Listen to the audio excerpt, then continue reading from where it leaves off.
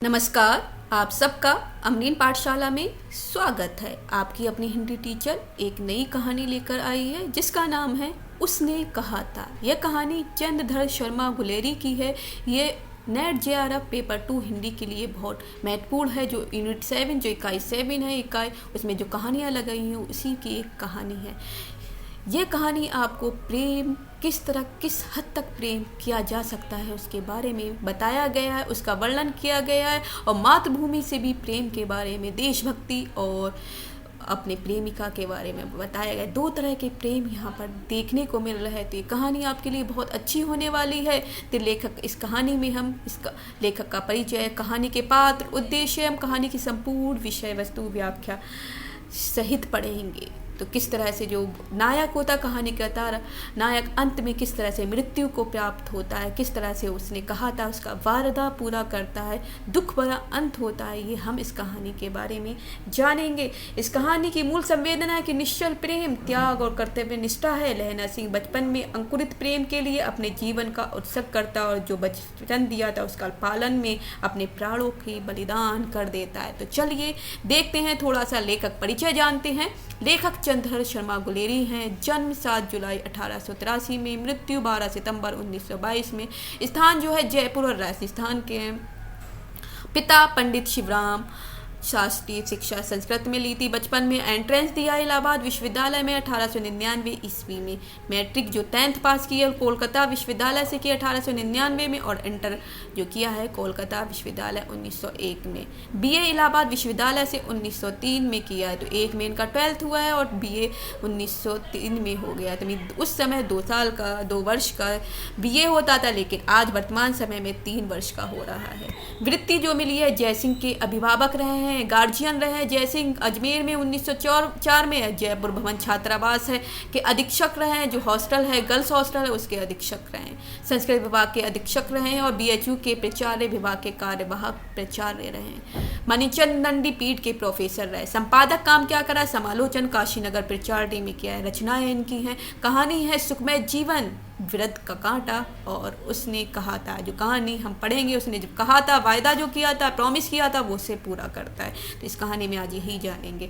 तो निबंध है कछुआ धर्म, मारेसी मोही कुठाओं, पुरानी हिंदी, भारतवर्ष, डिंगल, संस्कृत की टिप्पणी, देवान प्रेस। ये निबंध है और विशेष क्या है, देदी युग के रचनाकार हैं। भारतीय हिंदू युग के बाद जो देदी युग आता है उसके रचनाकार हैं। तो चलिए उसने कहा था कहानी के प्रमुख पात्रों को जान लेते। लहना सिंह है कथा का नायक। वह कहानी के आरंभ में दिखाई देने वाला 12 वर्षीय लड़का होता है और सूबेदारनी होती है हजारा सिंह की पत्नी और होरा नाम इसका होता है। वह कहानी के आरंभ में दिखने वाली 8 वर्षीय लड़की है और इसका नाम होरा है। हजारा सिंह सेना का सूबेदार है। बोदा सिंह हजारा सिंह व सूबेदारनी का पुत्र है। वजीरा सिंह सेना का जवान है और लपटन साहब जर्मन के जासूस है। तो चलिए अब कहानी की तरफ हम बढ़ रहे हैं। जो कहानी है उसकी तरफ देखते हैं, शब्दानुसार पढ़ेंगे, देख लीजिए। अब देखते हैं यहाँ पर किसका वर्णन है। यहाँ पर अमृतसर के बम्बू कार्ट वालों के बारे में बताया गया है। जो बाजार है बम्बू कार्ट का, वहाँ पर किस तरह से लोग रहते हैं, किस तरह का जमावाड़ा लगा रहता है, कैसे लोग अपनी जान बचाते हैं। तांगे वाले एक इधर से उधर घूम रहे होते तो नीचे ना आ जाए, किसी वाहन के नीचे नहीं आ जाए तो लोग क्या क्या कहते हैं, ये सारी चीज़ें हम पढ़ेंगे। तो चलिए देखते हैं।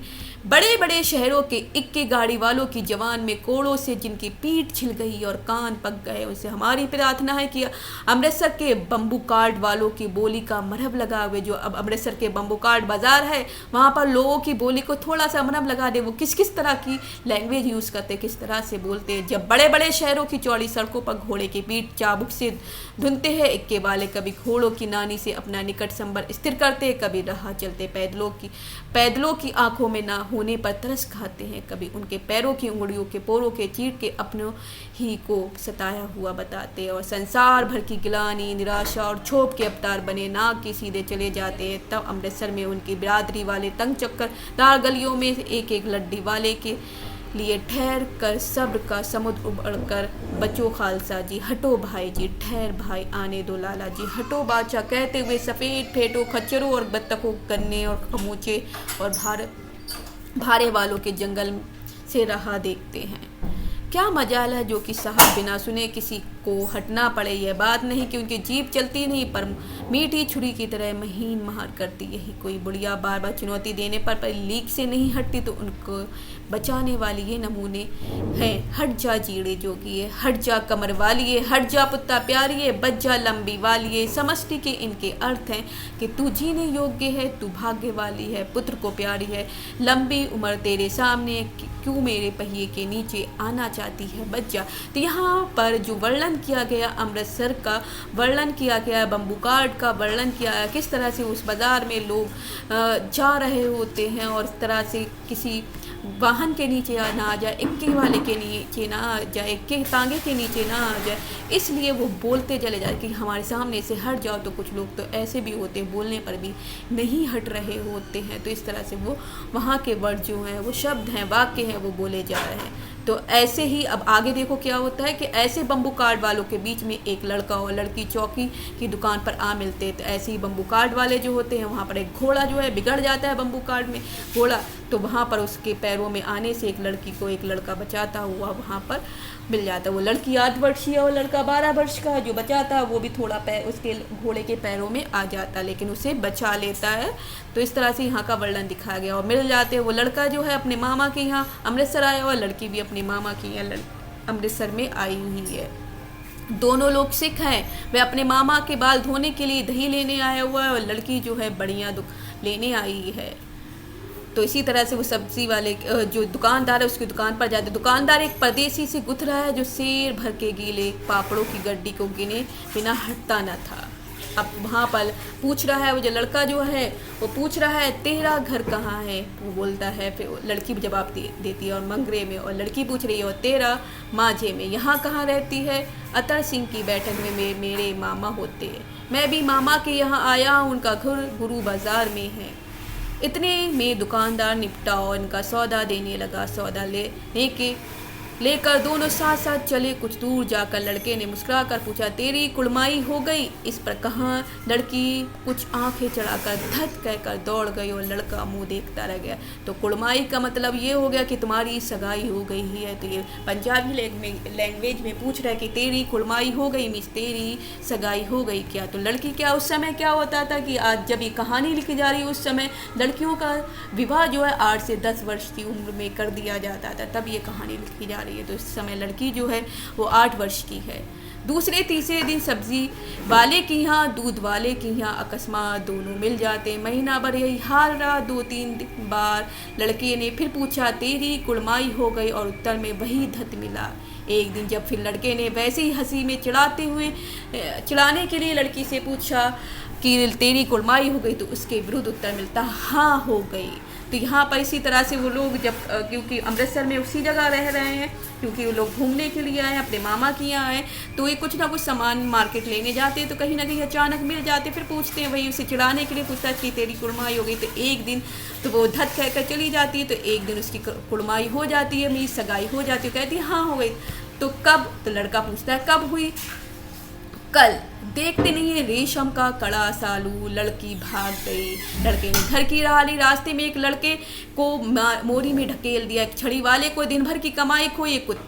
कुत्ते पर पत्थर मारा और गोभी वाले के ठेले में दूध उड़ेड़ दिया। सामने नहाकर आती हुई किसी वैष्णवी से टकराकर अंधे की उपाधि पाई, तब कहीं जाकर पहुंचा। मतलब उसे गुस्सा आने लगता है, इसकी कुड़माई हो गई और रेशम का सालू कड़ा हुआ जो शॉल होता है वो दिखाती है। तो भाग जाती है। और तो फिर रात एक लड़की को क्या करता है, मोरी में ढकेल देता है, नाली में ढकेल देता है, और इसी तरह से कुत्ते को पत्थर मारता है और गोभी वाले के ठेले में ढूंढ भी कर देता है। तो इसी तरह से आगे देखते हैं।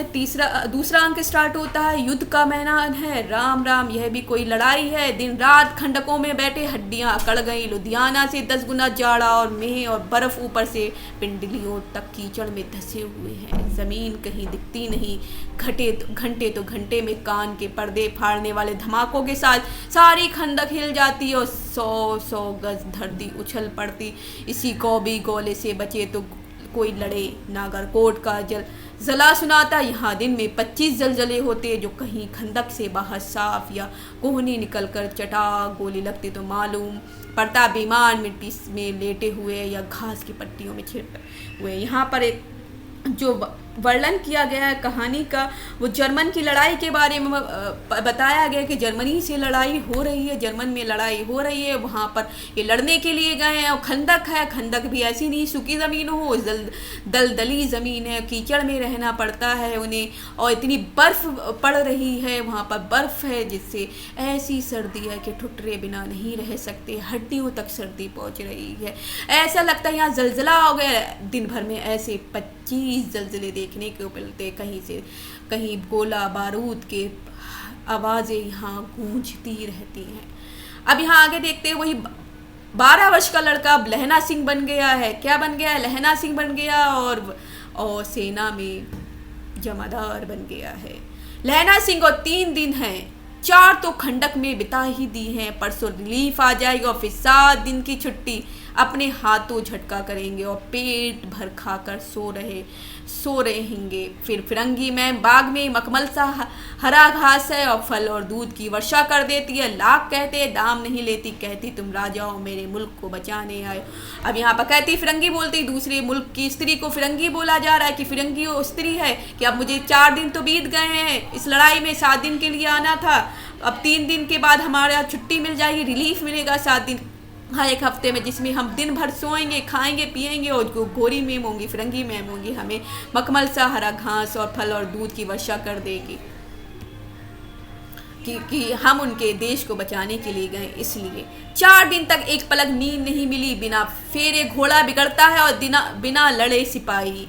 मुझे तो संगीन चढ़ाकर मार्च का हुक्म मिल जाए, पर फिर 7 जर्मनों को अकेला मार कर न लौटूं तो मुझे दरबार साहब की धेली पर मत्था टेकना नसीब न होता। पाजी कहीं के कलों के घोड़े संगीत देखते ही मुंह फाड़ देते और मैं पकड़ने लगते हैं। यूं अंधेरे में 30 मन गोला फेंकते हो। उस दिन धावा किया था, 4 मील तक एक जर्मन नहीं छोड़ा था। पीछे जनरल ने हट जाने का कमान दिया, नहीं तो मतलब उस दिन जो गोला फेंका था मैं उनके पीछे भागता चला जा रहा था।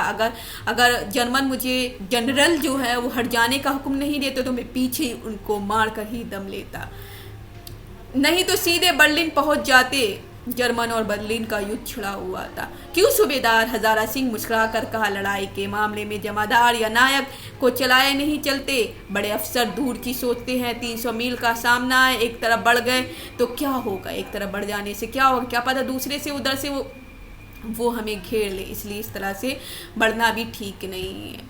सूबेदार जी सच है, लहना सिंह बोला, पर क्या करे, हड्डियों में तो जाड़ा धस गया है। सूर्य निकलता नहीं और खाई दोनों तरफ से चंबे की बावलियों से सोते झर रहे। एक धावा हो जाए तो गर्मी आ जाए, किसी तरह से हमारे अंदर गर्मी आ जाएगी। एक धावा हो निकले तो हमारे अंदर जोश पैदा होगा जिसमें गर्मी आ जाएगी। हम सारी सर्दी को भूल जाएंगे क्योंकि ये सर्दी बहुत ज़्यादा है जो हड्डियों तक को गला देती है। अगर धावा होगा, हम जोश में आ जाएंगे, हम लड़ेंगे तो हमारे अंदर की सर्दी भी निकल जाएगी। उद्यमी उठ सिगड़ी में कोले डाल, उद्यमी उठ सिगड़ी जो है उसमें कोले डाल, थोड़ा सी आग जला। वजीरा तुम 4 जने बाल्टियां लेकर खाए का पानी बाहर फेंक दो। महा सिंह शाम हो गई है, खाई के दरवाजे का पहरा बदल दो। यह कहते हुए सूबेदार सारी खंदक में चक्कर लगाने लगा। वजीरा सिंह पलटन का विदूषक था। जो जोकर जो होता है, कहीं ना कहीं एक कहानी में जोकर जरूर दिखाया जाता है जो लोगों को हंसाने का काम करता है। इसी तरह वजीरा सिंह जो सिपाही है वो हंसाने का काम कर रहा है। बाल्टी में गंदली पानी, जो गंदा पानी है, भर कर खाई के बाहर फेंकता हुआ बोला, मैं पाधा बन गया हूँ, करो जर्मनी के बादशाह का तर्पण। इस पर सब खिलखिला पड़े और उदासी के बादल फट गए। लहरा सिंह ने दूसरी बाल्टी भरकर उसके हाथ में देकर कहा, अपनी बाड़ी के खरबूजों का पानी दो, ऐसा खाद का पानी पंजाब भर में नहीं मिलेगा। कह रहे तो इस तरह से बातें मजाक में कर रहे हैं कि तुम समझ लो ये जो पानी हम भर रहे हैं और फेंक रहे हैं, ऐसा समझ लो कि हमारे खरबूजों की बाड़ियाँ जहाँ हैं, खरबूजों के खेत हैं, उसमें पानी लगा रहे हैं, यही समझ लो, क्योंकि ऐसा पानी तो हमें अपने यहाँ पंजाब में भी देखने को नहीं मिलेगा। हाँ, देश क्या है, स्वर्ग है। मैं तो लड़ाई के बाद सरकार से 10 गुना जमीन यहाँ मांग लूंगा और फलों का बूटे लगाऊंगा। तो लहना सिंह यहाँ पर बोल रहा है कि मैं लड़ाई हो जाएगी, उसके बाद सब खत्म हो जाएगा, तो ये स्वर्ग जैसा लग रहा है। तो यहाँ पर सरकार से कहूँगा कि मुझे थोड़ी सी ज़मीन दे दो और मैं यहीं पर फल बूटे लगा लूँगा। लाड़ी होरा की हो या बुला लोगे, लाड़ी होरा को भी यहाँ बुला लोगे, यह भी दूध पिलाने वाली फिरंगी में। तो यहाँ पर बोल रहे हैं, तो यहाँ पर क्या लौड़ी जो हो रहा है उसे बुला लोगे या फिरंगी दूध वाली मैम को बुलाओगे जो हो रहा है तुम्हारी, तो उसे बुला ले। चुप करो, यहाँ वालों को शर्म नहीं, देश देश की चाल है। आज तक मैं समझ ना सका कि सिख तंबाकू नहीं पीते, बस सिगरेट थैने में हट करती है, होठों को लगाना चाहती और मैं पीछे हटता हूँ तो समझती कि राजा बुरा मान गया जब मेरे मुल्क के लिए लड़ेगा नहीं। अच्छा, बोदा कैसा है? अच्छा है। अब यहाँ पर बताया जा रहा है कि जो यहाँ की जो फिरंगी मैम है वो हमें हट करती है, जिद करती है कि तुम ये तंबाकू खा लो, सिगरेट पी लो, लेकिन मैं मना करती हूँ। उसे क्या पता कि सिख जो है तंबाकू नहीं खाता है, बीड़ी नहीं पीता, और जब मैं मना करता हूँ उसे लगता है कि मेरा राजा जो है मान गया और मेरे मुल्क के लिए नहीं लड़ेगा, इसलिए वो बार बार जिद करती है। अब वो पूछ रहे हैं कि बोदा सिंह कैसा है। बोदा सिंह जो लड़का है, उस होरा का लड़का है, उस लड़की का लड़का है, जो सूबेदार नहीं है उसका लड़का है, सूबेदार हजारा सिंह का लड़का है। अच्छा है क्योंकि उसे इतनी ठंड लगी हुई है, ज्वर है, बुखार है, वो उसमें पड़ा हुआ बर्रा रहा है, बहुत ज़्यादा सर्दी के कारण वो बीमार पड़ा हुआ है।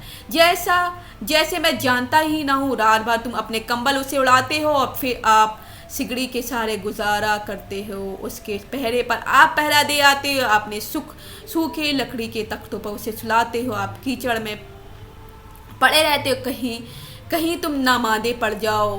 जाड़ा क्या है, मौत है, और निमोनिया से मरने वाले मुरब्बे नहीं मिला करते हैं। तो यहाँ पर वजीरा सिंह जो है कह रहा है कि मुझे पता है तुम रात भर अपना कंबल उसे उड़ा देते हो, उसके पहरे पर खुद पहरा दे आते हो, कहीं तुम निमोनिया से तुम ही ना मर जाओ, मादे पड़ जाओ, ढीले पड़ जाओ। और तो फिर अब वो वजीरा सिंह से बोल रहा है, लहना सिंह, मेरा डर मत करो, मैं तो बुलेल की खड के किनारे मरूंगा, जो बुलेल की खड जो है वहाँ पर किनारे मरूंगा। भाई कीरत सिंह की गोदी पर मेरा सिर होगा, जो मेरा भाई है उसकी कीरत सिंह की गोद पर मेरा सिर होगा, और मेरे हाथ के लगाए हुए आंगन के आम के पेड़ की छाया होगी, मैं अपने भाई के साथ जाकर मरूंगा। ये बात बोलता है। वजीरा सिंह त्योरी चढ़ाकर कहा, क्या मरने मराने की बात लगाई है, मरे जर्मनी और तुर्क, यहाँ भैया कैसे, यहाँ भाइयों कैसे, यहाँ मेरे भाई नहीं मरेंगे, मरना है तो मेरे जर्मनियों को, मेरे दुश्मनों को मरना है। दिल्ली शहर ते, अब यहाँ पर क्या होता है, गाना बजता है, दिल्ली शहर ते पिशोर नू चांदिए, कर लेना लौंगा ना बपार मड़िए, कर लेना नाड़े दा सौदा जड़िए, ओए आड़ा लाला चटाका कदुए नू कद्दू बढ़ाया वे मज़ेदार गोरिए, हूण लाला चटाका कद्दुए नू। तो मीस ये गाना बजने लगता है, एक गीत बजने लगता है। कौन जानता था कि दाढ़ी वालों घरबारी सिख ऐसे लुच्चों गीत गाएंगे, जो दाढ़ी वाले सिख हैं, घर वाले सिख हैं, जिनकी शादी हो गई है, विवाह हो गया, ऐसे लुच्चों के गीत गाएंगे। पर सारी खंदक इस गीत से गूंज उठी और सिपाही फिर ताज़े हो गए, मानो 4 दिन से सोते और मौज ही करते रहे। मतलब उनके अंदर ऐसा जोश पैदा हो गया कि मतलब वो 4 दिन से सोए नहीं थे, फिर भी उनके अंदर जोश आ जाता है। अब तीसरा अंक देख लेते हैं, उसमें क्या दिखाया। अभी तक हमने 2 अंक देख लिए। पहला अंक में वो बच्चे वो फ्लैशबैक में चल रहा है, दूसरे अंक में वो वहाँ पर युद्ध का मैदान दिख रहा है। अब तीसरे अंक में दिखाया गया दोपहर रात गई है, अंधेरा है, सन्नाटा छाया हुआ है। बोदा सिंह खाली बिस्कुट के 3 टिनों पर अपने दोनों कंबल बिछाकर और लहना सिंह के 2 कंबल और एक बारन कोट ओढ़ कर सो रहा है। लहना सिंह पहरे पर खड़ा हुआ है, एक आँख खाई के मुंह पर और एक बोदा सिंह के दुबले शरीर पर। बोदा सिंह करहा रहा है, क्यों बोधा भाई, क्या है। तो यहाँ पर बताया गया रात हो गई है, अंधेरे में सन्नाटा छाया है, और बोदा सिंह जो है जो खाली टीन जो है उसके 3 बिस्कुटों के डब्बे जो हैं वहाँ पर अपना कंबल बिछाए लेटा है, और ऊपर से लहना सिंह के कंबल को ओढ़े हुए 2 कंबलों को ओढ़े हुए लेटा हुआ है।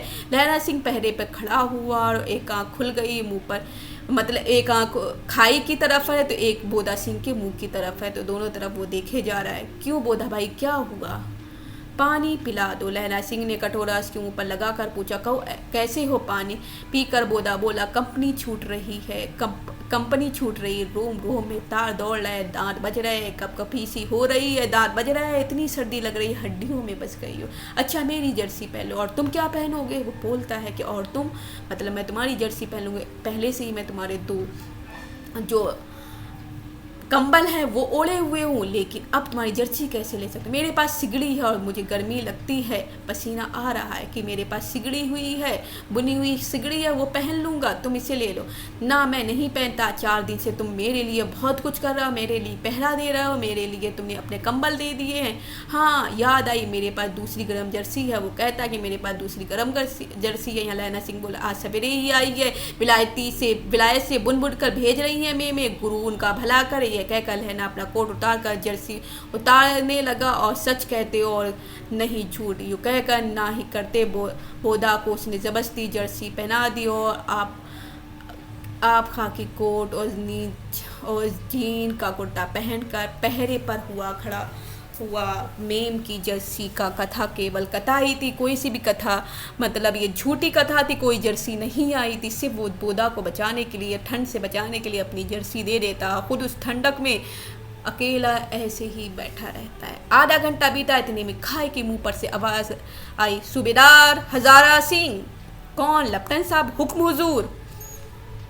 सूबेदार हजारा सिंह को आवाज देते कहकर सूबेदार तनकर फौजी सलाम करके सामने हुआ। हजारा सिंह जाता है, यहाँ पर देखो इस दम धावा करना होगा। मील भर की दूरी पर पूरब के कोने में एक जर्मन खाई है, उसमें 50 से ज़्यादा जर्मन नहीं है। इन पेड़ों के नीचे नीचे 2 खेत काट कर रास्ता है, 3-4 घुमाव है, यहाँ मोड़ है, वहाँ 15 जवान खड़े कर आया हूँ। तुम यहाँ 10 आदमी छोड़कर सबको साथ ले उनसे जा मिलो, खंडक छीन कर वहाँ जब तुम तक दूसरा हुक्म ना मिले डटे रहो, हम यहाँ रहेंगे।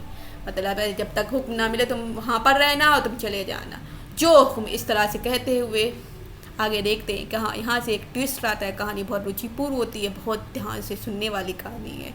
चुपचाप सब तैयार हो गए, बोदा भी कंबल उतार कर चलने लगा। तब लहना सिंह ने उसे रोका। लहना सिंह आगे हुआ तो बोदा के बाप सूबेदार ने उंगली से बोदा को इशारा किया।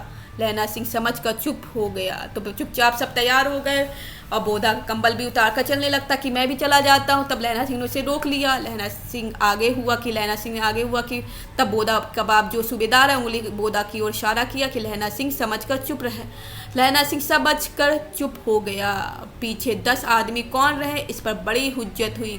कोई रहना न चाहता था। समझा बुझा कर सूबेदार ने मार्च किया। लेफ्टिनेंट साहब लहना की सिगड़ी के पास मुंह फेर कर खड़े हो गए। मतलब सिगड़ी के पास से वहाँ से क्या करा, मुंह फेर कर खड़े हो गए और जेब से सिगरेट निकाल कर सुलगाने लगे। 10 मिनट बाद उन्होंने लहना के और हाथ बढ़ा कर कहा, लो तुम भी पियो। अब सब लोग चले जाते हैं, सिर्फ 8 लोग बचते हैं यहाँ पर, 8 से 10 लोग यहाँ पर बचते हैं, बाकी वहाँ पर चले जाते हैं। ये लेफ्टिनेंट साहब एक भेष में दूसरे वेश में आया हुआ एक जासूस होता है।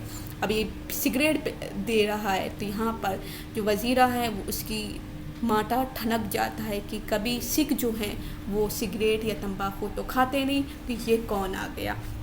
आंखें मारते मारते अपनी पलक झपकाते सोचते सोचते लहना सिंह सब समझ गया। मुंह का भाव छिपा कर बोला, अपने आप पर कंट्रोल करके बोला, लाओ साहब। हाथ आगे करते ही उसने सिगड़ी के उजाले में साहब का मुंह देखा, बाल देखे, तब उसका माथा ठनक गया। लेफ्टिनेंट साहब की पट्टियों वाले बाल एक दिन में कहाँ उड़ गए और उनकी जगह कैदियों के कटे बाल कहाँ से आ गए। शायद साहब शराब पिए हुए, उन्हें बाल कटवाने का मौका मिल गया। लहना सिंह ने जांचना चाहा। लेफ्टिनेंट साहब 5 वर्ष से उसकी रेजिमेंट में ही थे।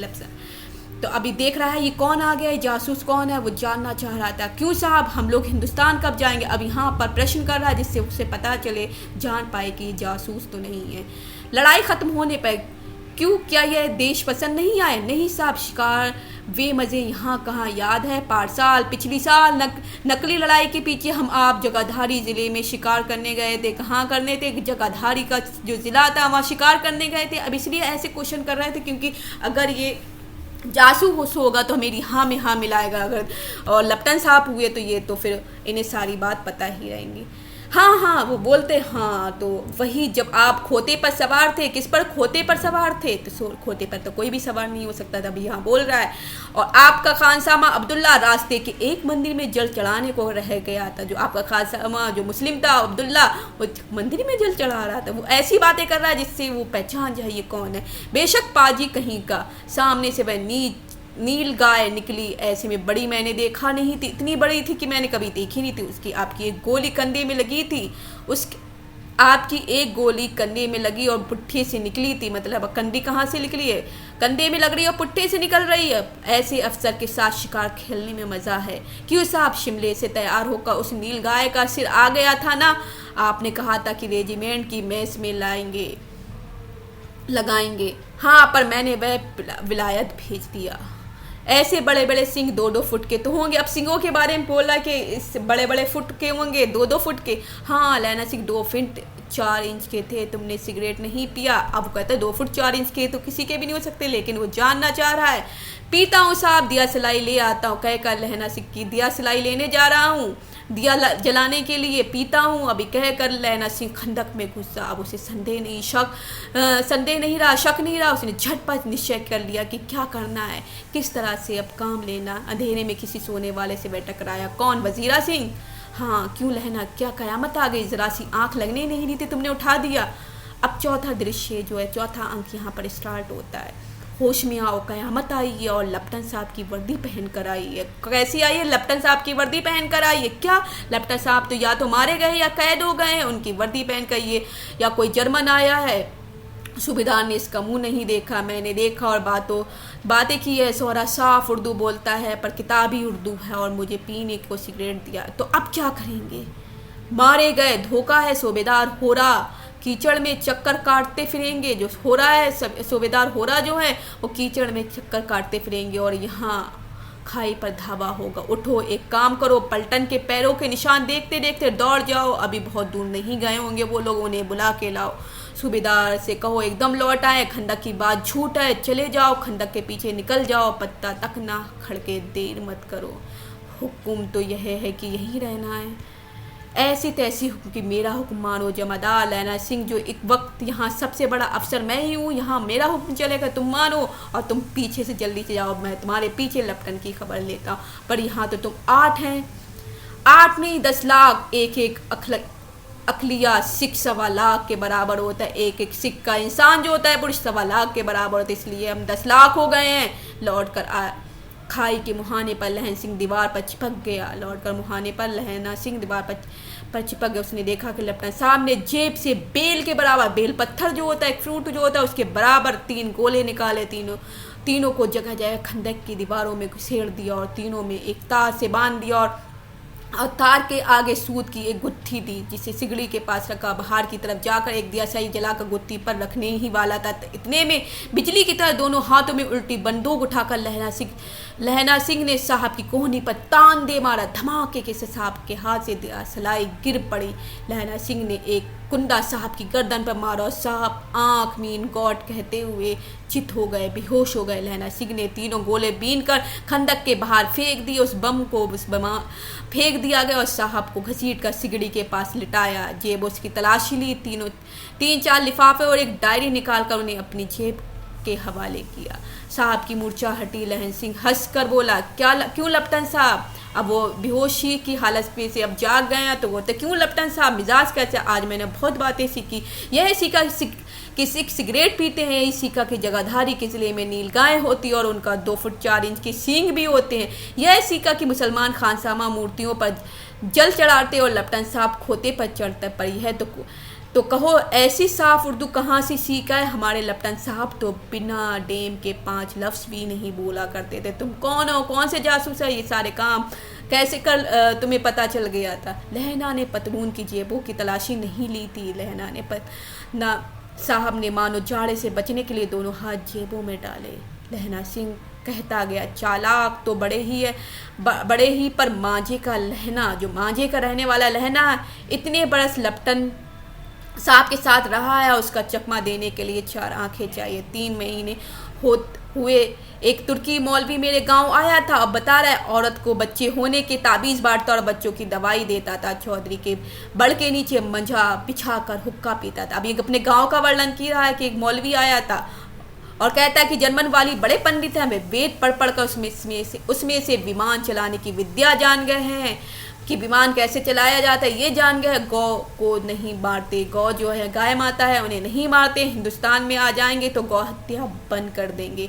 मंडी के बनियों का बहकाता है कि डाकखाने से रुपया निकाल लो, सरकार का राज्य जाने वाला डाक बाबू पोहलू राम भी डर गया। मैंने मुल्ला जी की दाढ़ी में मूंछ दी थी और गाँव से बाहर निकल कर कहा था कि जो मारे गए, जो मेरे गाँव में अब पैर रखा तो अब किसे नहीं बख्शूंगा। तो यहाँ पर उसके बारे में बताया जा रहा है कि एक आ जाते हैं मौलवी और ताबीज़ गंडे करते, ताबीज़ बांटते पड़ते, बच्चे होने की दवाई देते हैं और लोगों को भड़का रहे होते हैं कि डाकखाना की सरकार राज्य जाने वाला है, डाकखाने में जितना रुपया निकाल लो। तो ये सारी बातें फैला रहे। तो इसलिए मुझे गुस्सा आया और फिर मैंने उन्हें बाहर निकाल दिया अपने गाँव से कि अब की बार तुम आके इस तरह की मेरे गाँव में बातें फैलाओगे तो अब की बार मैं तुम्हें ज़िंदा नहीं छोड़ूंगा। ये सारी बातें वो बता रहा है। इसी तरह से तुमने भी आज ऐसे ही किया। साहब की जेब से पिस्तौल चला और लहना सिंह की जांग में गोली लगी। अब वो क्या हुआ था, उनकी पतलून जो पैंट थी उसमें उसने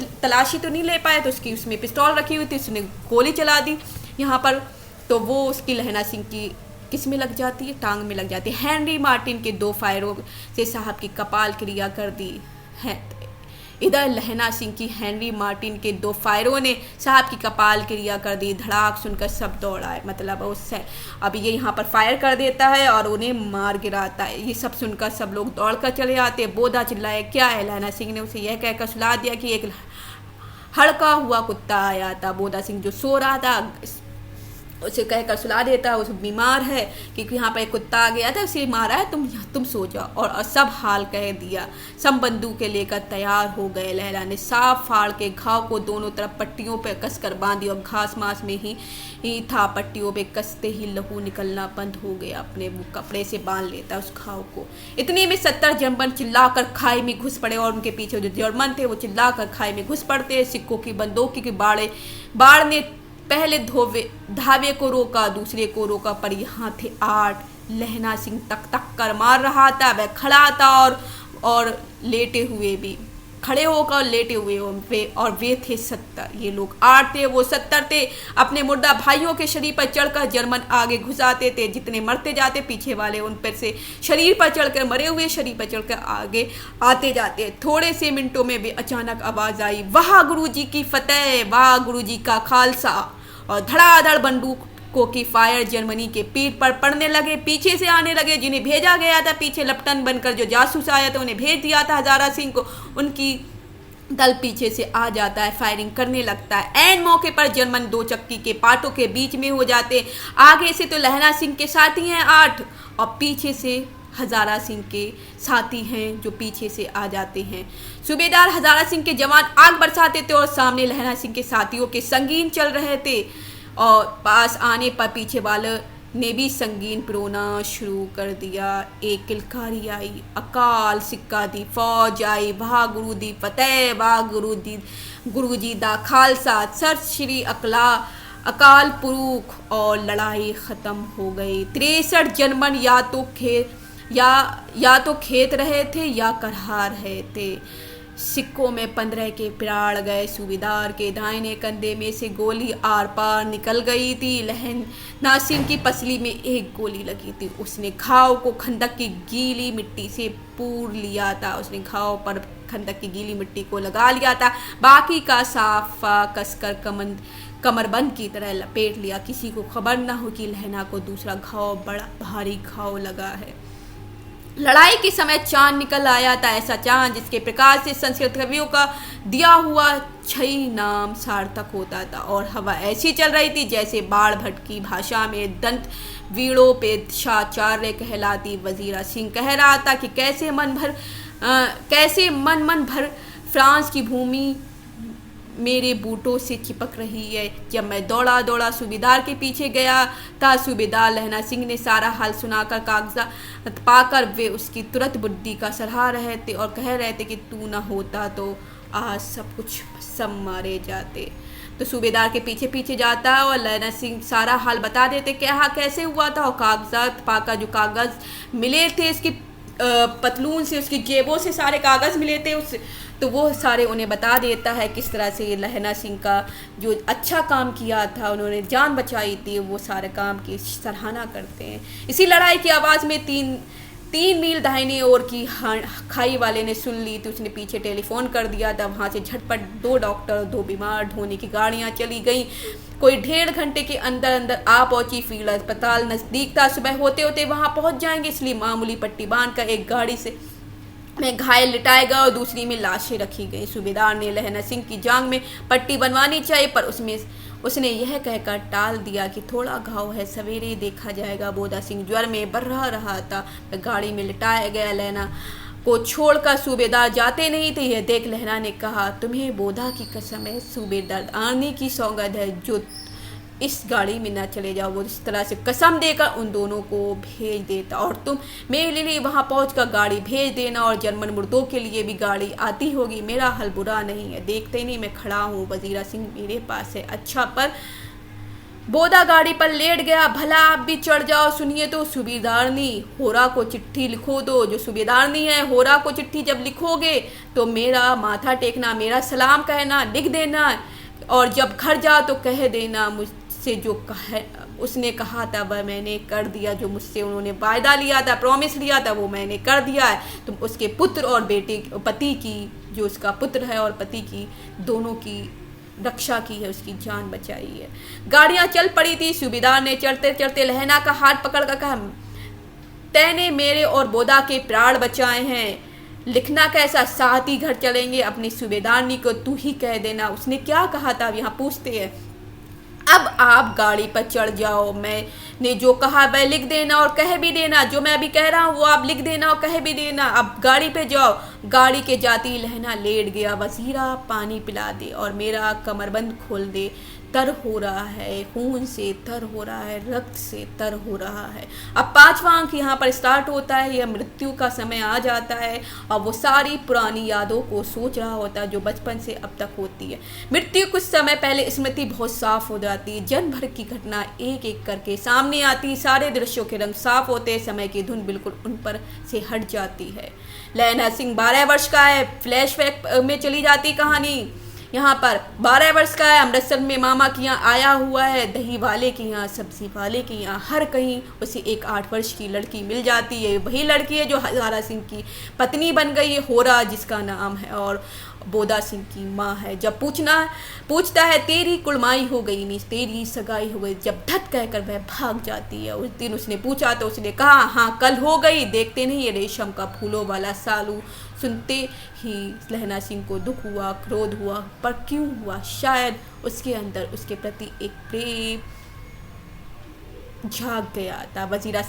वजीरा सिंह पानी पिला दे। सोचते सोचते फिर वो वजीरा सिंह से कह रहा है, पानी पिला दे। 25 वर्ष बीत गए। अब लहना सिंह नंबर 77 रेवल्स में जमादार हो गया है। उस 8 वर्ष की कन्या का ध्यान ही न रहा। अब युद्ध ही करता रहता, लड़ाई में ही रहता। न मालूम वह कब मिली थी या नहीं। 7 दिन की छुट्टी लेकर जमीन के मुकदमे में पैरवी करने के अपने घर गया। वहाँ रेजिमेंट के अफसर की चिट्ठी मिली कि फौज लाम पड़ जाती है, फौरन चले आओ।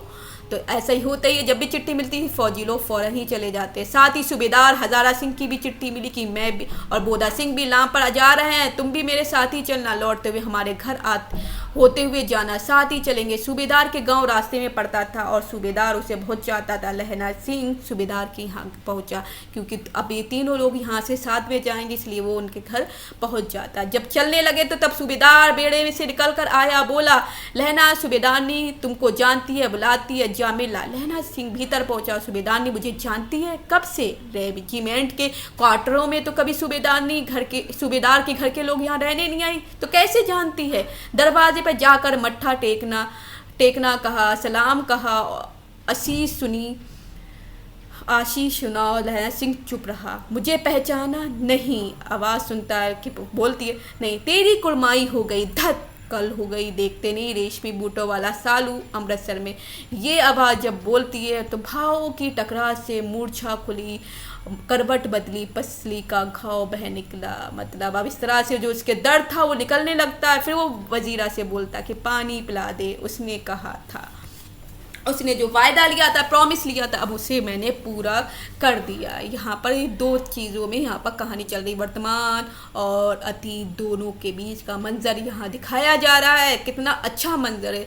यहाँ पर गुलेरी साहब ने लिखा है, स्वप्न चल रहा है। सूबेदारनी कह रही है, मैंने तेरे को आते ही पहचान लिया। एक काम कहती हूँ, मेरे तो भाग फूट गए। सरकार ने बहादुरी का खिताब दिया है मेरे पति को, लायरपुर में ज़मीन दी है। आज नमक हलाली का मौका आया है।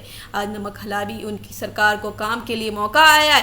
पर सरकार ने हम तीमियों की एक घंगरिया पलटन क्यों ना बना दी। मतलब जो घंगरिया पहने हुए हमारी पलटन होती है, हमारी औरतों की पलटन क्यों नहीं बना दी, हम भी चले जाते। मैं अपने पुत्र को नहीं भेजना चाहती, जो मैं भी सूबेदारनी के साथ चली जाती। एक बेटा है, फौज में भर्ती हुए से सिर्फ 1 ही बरस हुआ है, 1 ही साल हुआ। उसके पीछे 4 हुए थे, उसके बाद 4 लड़के और हुए थे, पर एक भी नहीं जिंदा रहा। सूबेदारनी रोने लगी। अब दोनों जाते हैं, मेरे कैसे भागे। दोनों जा रहे, पता नहीं वो जिंदा आएंगे या नहीं, मेरे भाग्य क्या होगा। तुम्हें याद है एक दिन तांगे वाले का घोड़ा दही वाले की दुकान के पास बिगड़ गया था। वो अब फिर बता रही है, फ्लैशबैक में जाके वो बता रही है कि एक बार जो तांगे वाले की घोड़ा दही वाले की दुकान पे पास बिगड़ गया था, तुमने उस दिन मेरे प्राण बचाए थे। आप घोड़े की लातों में चले गए थे और मुझे उठाकर दुकान के तख्ते पर खड़ा कर दिया था। ऐसा ही इन दोनों को बचाना, यह मेरी भिक्षा है। तुम्हारे आगे आंचल पसारती हूँ, फैलाती हूँ। तुम मेरे पति और पुत्र की रक्षा करना, किसी भी तरह उन दोनों को बचाते रहना। रोती रोती सूबेदारनी ओबरी में चली गई। लहना भी आंसू पहुँचता हुआ बाहर आ गया। वजीरा सिंह, पानी पिला। अमर, उसने कहा था, उसने जो वायदा किया था आज मैंने पूरा कर दिया। उसके पति और पुत्र को मैंने आज बचा लिया है।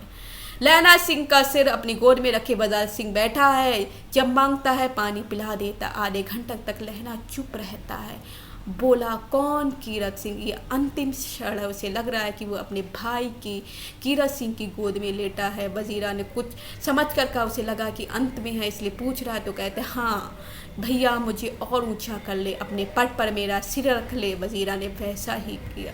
हाँ अब ठीक है, पानी पिला दे, बस अब के हाड़ में ये आम खूब फलेगा। चचा भतीजा दोनों यहाँ बैठकर आम खाना।